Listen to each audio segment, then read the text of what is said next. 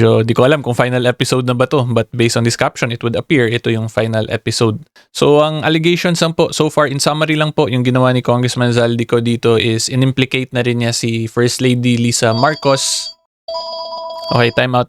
Anyway po, going back to the topic, ang pinaka-main point lang ni Congressman Zaldico dito sa latest video niya, which I'm hoping ito na yung last, kasi mukhang klaro naman na yung main point niya, which is he wants to implicate the entire family nila PBBM na involved talaga sa corruption. Even si First Lady Lisa Marcos, binanggit din niya dito at yung kapatid ni First Lady na involved dun sa mga agricultural corruption issues. So yun naman po yung pinaka-main point talaga niya dito. Pinapakita niya na or gusto po niyang ipakita sa taong bayan na lahat daw ng family members, although hindi pa lahat, yung dalawang anak pa nila PBBM hindi naman sinali, si Congressman Sandro lang, First Lady Lisa Marcos, and si President Bongbong yung allegedly involved in this massive corruption issue. So yun yung pinaka-main point po talaga ni Congressman Zaldico dito. Diba? It is all about corruption and he is pointing that the main source of the corruption is the family of PBBM. Okay, so yan lang po yung pinaka-summary talaga. Iba-iba lang yung subject matter but it is all about corruption. Yun yung pinaka-punto talaga.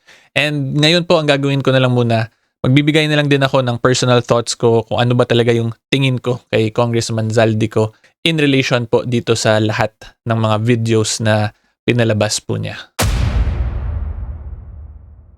Okay, so ang una ko pong sasabihin sa inyong lahat, huwag niyo po tratuhin na parang superhero or hero to si Congressman Zaldico dahil sa paglabas niya ng videos na to. Okay? And the reason po why I am emphasizing that is because we have to remember he is also involved in all of these corruption issues.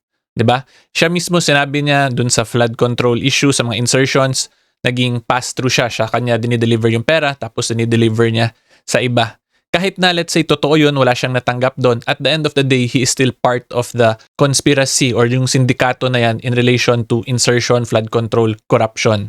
Diba? So wag po natin to siya tratuhin na parang superhero ngayon porkit linabas niya to lahat. We also have to treat him for what he has also done to the country, diba? Kasi he is involved nga via conspiracy dun sa criminal action. It is possible that he is not the most guilty, but at the end of the day, meron pa rin po siyang involvement dun kasi siya na mismo umamin. Siya nag-process ng mga insertions, diba? Although may nag-instruct lang sa kanya. So since may nag-instruct sa kanya, pinrocess niya lahat ng insertions na yun, pinrocess niya lahat ng pag-deliver ng kickbacks na yun, therefore kasama pa rin po talaga siya sa criminal act. Okay? So wag po natin to siya tratuhin na parang santo or parang superhero. At the end of the day, because of his involvement, it appears now na nanakawan tayong lahat ng pera talaga. 'Di ba? Although yun nga, sinasabi niya wala siyang natanggap.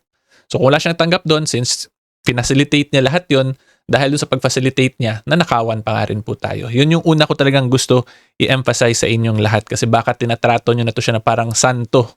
Hindi po yun ganun, 'di ba? Kasi involved po siya. Nagkataon lang ngayon, siya yung nagiging whistleblower.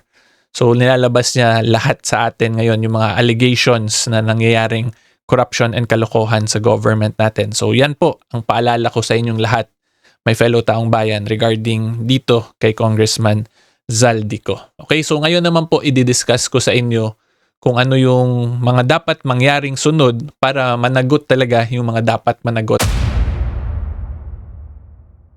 So ang una po i-discuss ko muna yung side ni PBBM. So kay PBBM, it is very straightforward po kasi he is currently the sitting president of the Republic of the Philippines. Therefore, he has what we call presidential immunity. So yung presidential immunity po during the term of the president, that is absolute. Meaning, hindi po talaga pwede idemanda ang presidente during his term. Okay? So ang pwede lang po gawin ngayon kay PBBM is, let's say, yung ombudsman or kung ano pang ibang government offices, mag-investigate. Tapos yung mga records na yun lahat, yung mga documents na yun lahat, i-prepare lang para later on, after the term of the president, doon nila pwede i-file yung appropriate cases against him. May it be administrative, criminal, or maybe even civil cases against him. Pero at present, kay PBBM po talaga, hindi siya pwede makasuhan because presidential immunity po is absolute during the term of the president. Okay, so yan kay PBBM mangyari. So ngayon, ang next question, parang ang unfair naman. Paano magiging accountable ang isang presidente kung meron talaga siyang kalokohan, pero dahil sa presidential immunity, does it mean makatakas na siya from accountability? At ang sagot po dyan is hindi po siya makatakas sa accountability. Makatakas lang po siya sa civil, criminal, or administrative aspect, yung sa kasuhan lang. However, the only way po para matanggal sa office ang isang presidente is via impeachment. Yun yung manner or paraan para maging accountable po siya during the incumbency ng term ng presidente. So, ang pwede gawin dito ni Congressman Zaldico ngayon, he should prepare the verified impeachment complaint. Tapos, kailangan niya mag-lobby sa Congress kasi yung impeachment, masisimulan lang yan via the Congress, via the House of Representatives. So, yun yung medyo dilemma ngayon ni Congressman Zaldico kasi alam naman po natin na super majority pa sila sa House of Representatives. Pero hindi po natin alam, baka later on kasi may rally din po, di ba? This November 30, baka mag-iba na yung ihip ng hangin. So, baka may mag-file ng impeachment complaint, edi doon na ngayon maganda isama to lahat ni Congressman Zaldico, itong lahat ng allegations niya. Kasi hindi pa po pwede i-file nga in court, pero pwede siya via impeachment. Pero ang mangyayari lang po sa impeachment ay kung magtuloy-tuloy talaga into a conviction sa impeachment trial court sa Senate, matatanggal lang po yung impeachable officer. Then from there, pag natanggal na, pwede na siya ngayon kasuhan naman ng mga civil, criminal, or administrative cases. So yan po yung accountability as to the president because he has presidential immunity. Therefore, kung gusto siya maging accountable, it has to pass through impeachment proceedings. Okay, and then yung isa pa pong paraan para mapanagot yung mga impeachable officers during their term is via Section 4 of Article 3. Yan po yung karapatan natin mag-petition via peaceful assembly. Diba? Kasi kung mag-petition tayo ng ganon, tapos hindi natin alam, baka biglang pagbigyan nung pinipetition natin. Diba? Kung sinasabi natin na mag-resign, ganyan, di natin alam, baka biglang mag-resign. So that is also possible via the right natin to peaceful assembly, yung pag-petition po ng grievances natin via peaceful assembly sa government. Okay, so yan yung actually people power na ngayon. That is the legitimate way to exercise people power.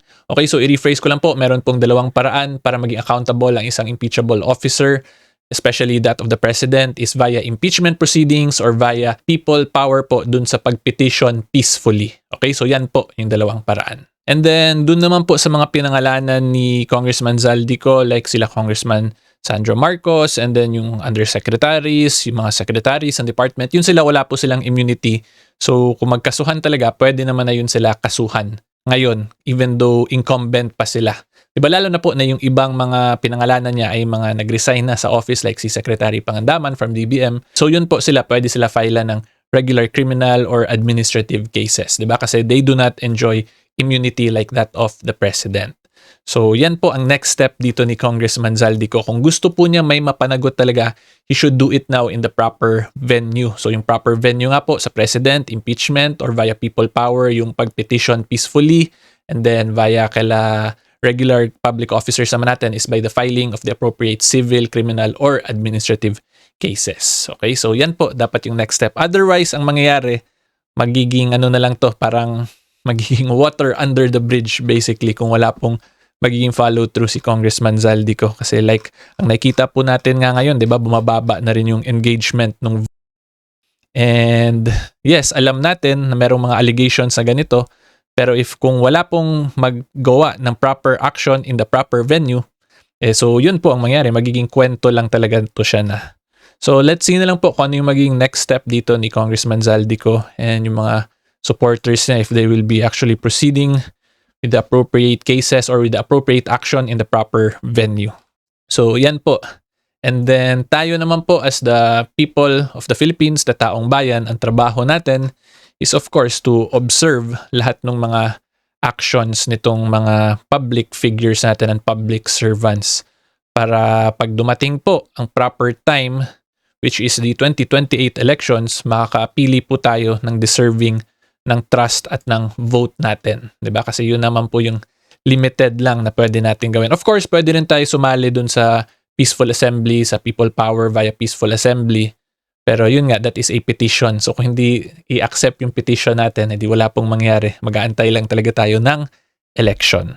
Okay, so hopefully klaro po yan. If you like more legal videos and current events, subscribe lang po kayo sa channel ko. And until next time, see you all po. Bye-bye!